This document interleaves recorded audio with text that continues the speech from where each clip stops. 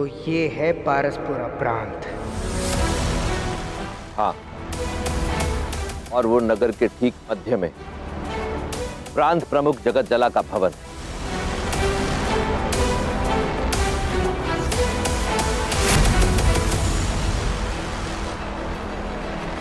आचार्य, इस प्रांत में तो प्रजा से अधिक सैन्य बल दिख रहा है।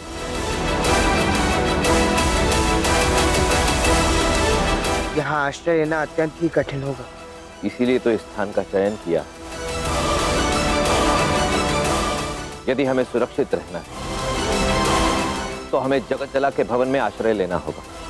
क्या? किंतु हम ये कैसे करेंगे आचार्य? मेरे पास एक योजना है।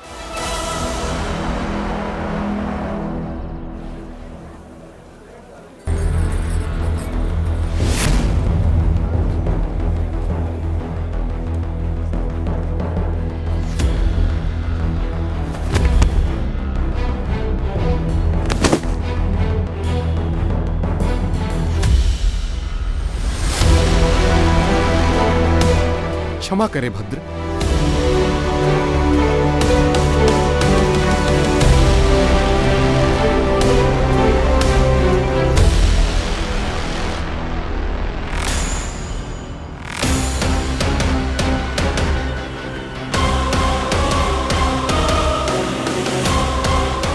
आचार्य, आपने उस दास को जानबूझकर धक्का दिया, पर क्यों?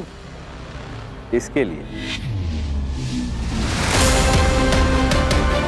ये एक विशेष पहचान चिन्ह है जो जगत जला के सभी कर्मचारियों के पास रहता है।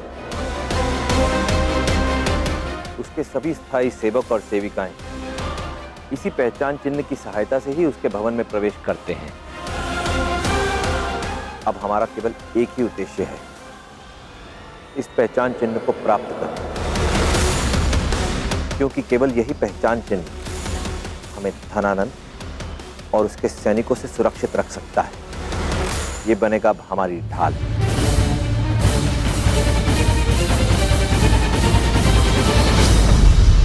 सुनिए,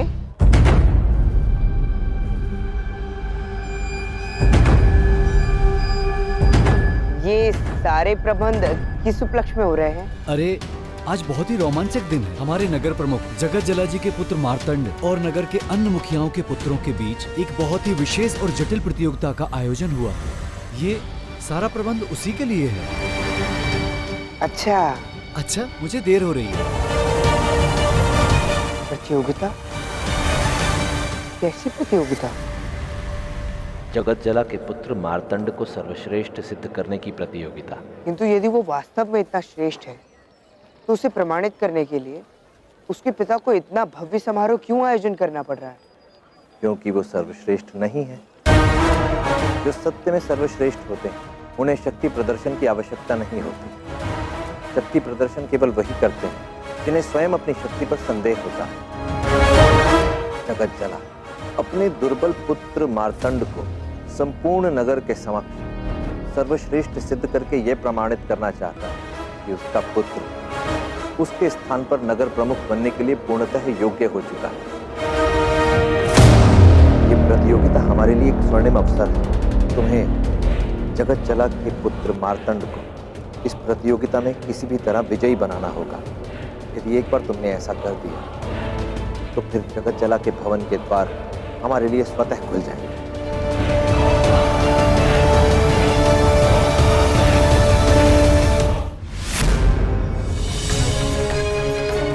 ये मार्तंड कहाँ रह गया?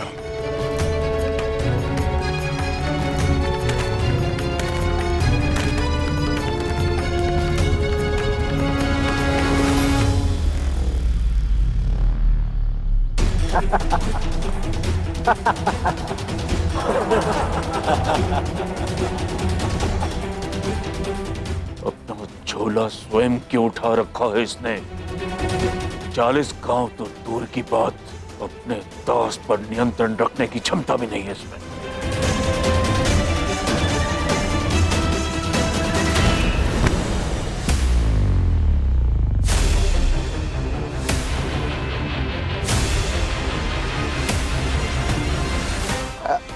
क्षमा कीजिए स्वामी, मुझे आने में थोड़ा विलंब हो गया। तुम कौन हो तुम? और मेरा दास कहाँ है? समझ लीजिए कि आज के दिन मैं ही आपका दास हूँ। किंतु मैं तो तुम्हें जानता भी नहीं। फिर ये प्रतियोगिता के पश्चात हमें एक दूसरे को जानने और पहचानने का बहुत समय मिलेगा स्वामी, किंतु इस समय आपको केवल प्रतियोगिता की ओर ही अपना ध्यान केंद्रित करना चाहिए। प्रतियोगिता के नियमों से आप भली भांति परिचित होंगे। प्रत्येक प्रतियोगी को 3 पड़ाव पार करने होंगे और प्रत्येक पड़ाव पर उन्हें एक पताका लेनी होगी जो विभिन्न स्थानों पर फहरा रही होगी। पहले पड़ाव में इन्हें खेत पार करना होगा जहां जोकें होंगी। पहली विजय पताका इन्हें वहां मिलेगी। और दूसरे पड़ाव में एक गहरे दलदल को पार करना होगा। उस पर लगी रस्सी के साथ लटककर उस गहरे दलदल के उस ओर दूसरी विजय पताका होगी। और तीसरे और अंतिम पड़ाव में होगी रथ दौड़, जिसके अंत में मिलेगी अंतिम विजय पताका। और जो प्रतियोगी तीनों पताकाओं के साथ सर्वप्रथम अंतिम छोर तक पहुंचेगा वही होगा विजेता। बस तीनों पताकाओं को लाओ और यहां लगाओ। जो ये सब पहले करेगा वही जीतेगा।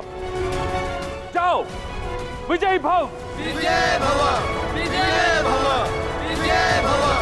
विजय भव!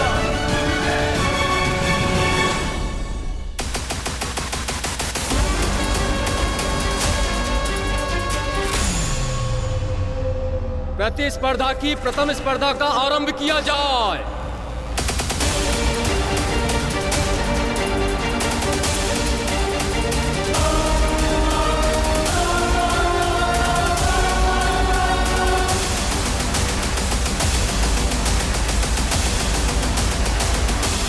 स्वामी, यदि आप इस गति से आगे बढ़ेंगे तो आप तो प्रतियोगिता हार जाएंगे। देखिए, शेष सभी प्रतियोगी कितने आगे पहुंच चुके हैं। तुम मुझे भयभीत मत करो, मैं इससे अधिक तीव्रता से आगे नहीं चल सकता हूँ। आइए, इधर आइए, इधर आइए। अरे अरे दास, तुम ये क्या कर रहे हो?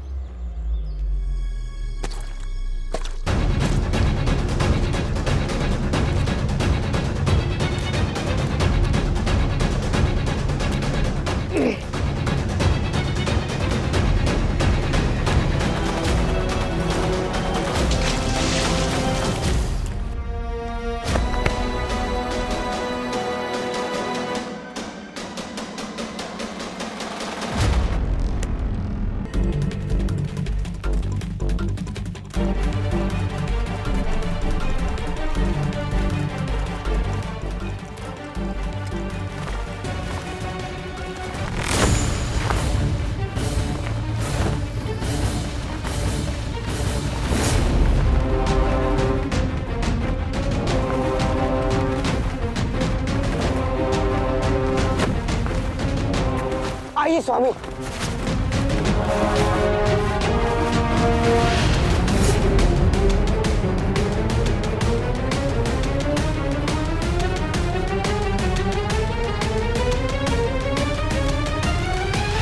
जाइए स्वामी, और शीघ्र ही वो पताका ले लीजिए। जाइए, शीघ्र जाइए।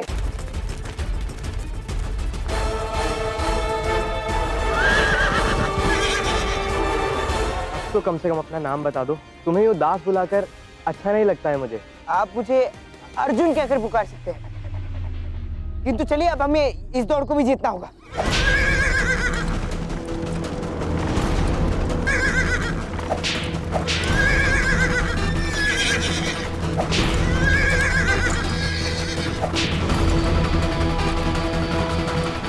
ये तीनों तो एक दूसरे को आगे नहीं बढ़ने दे रहे हैं। अब हम लोग कैसे जीतेंगे? मेरे रहते हुए आप निश्चिंत रहिए स्वामी।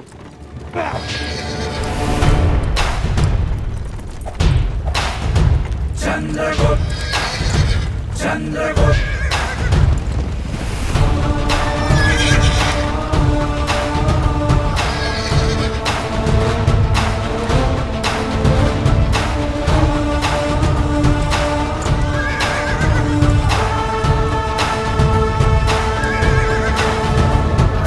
चंद्रगुप्त मौर्य, चंद्रगुप्त मौर्य, चंद्रगुप्त मौर्य।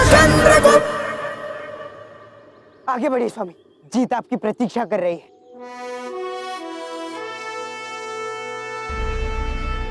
मुझे समझ नहीं आ रहा कि मैं तुम्हारा ऋण कैसे चुकाऊंगा। तुम्हारी सहायता के लिए मैं अपना आभार कैसे व्यक्त करूं। मेरे पास तो तुम्हें धन्यवाद देने के लिए पर्याप्त शब्द भी नहीं है। अर्जुन, वो सब आप छोड़िए स्वामी, आगे बढ़िए।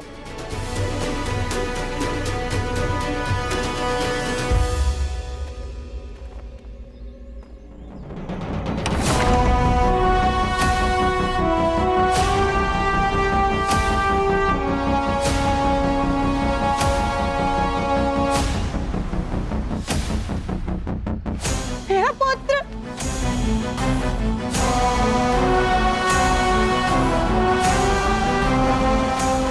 मार्तंड की जय, जगत जलाली की जय, मार्तंड की जय, जगत जलाली की जय, मार्तंड की जय।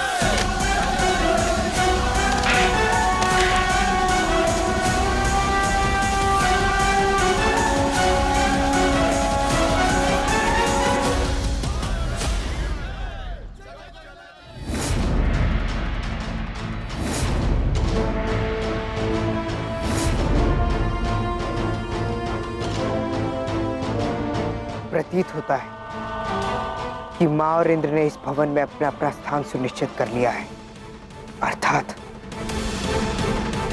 हम आधा युद्ध जीत चुके हैं। भाग्य भी हमारे विश्वास का साथ दे रहा है। अब तुम हमें इस युद्ध में नहीं रोक सकते धनानंद।